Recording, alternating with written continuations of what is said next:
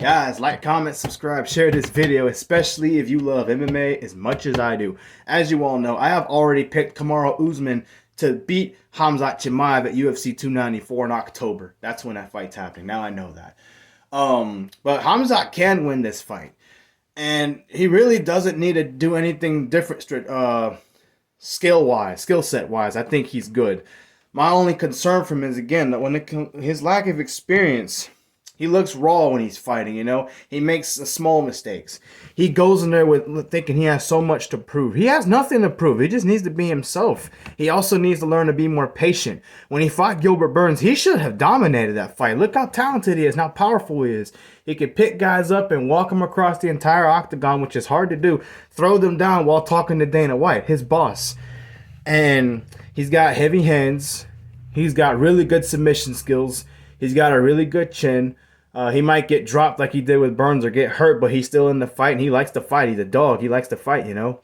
But if he goes into brawl mode with a guy like Kamaru, he could lose and get outsmarted. And that's what I think will happen. But if he's patient with his strikes, I think he's stronger than Kamaru. I think he can take him down and get the better of a wrestling exchange.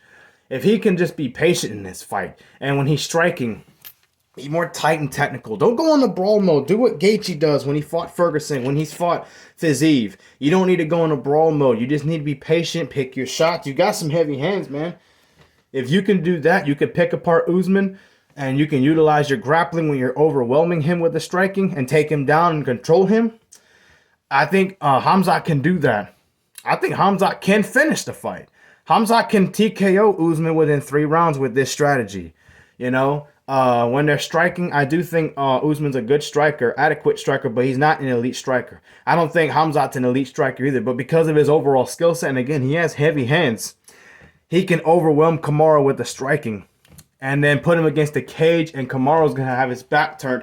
He's immediately going to think, okay, I'm getting hit. I need to come back. And when you have a guy doing this, then Khamzat can go low and go in for the takedown and control him from there, as he's bigger and stronger than Kamaru Usman. He's a lot heavier than a welterweight. I think he's 200 pounds or more walking around, so he's going to be a lot heavier on fight day than Usman would be.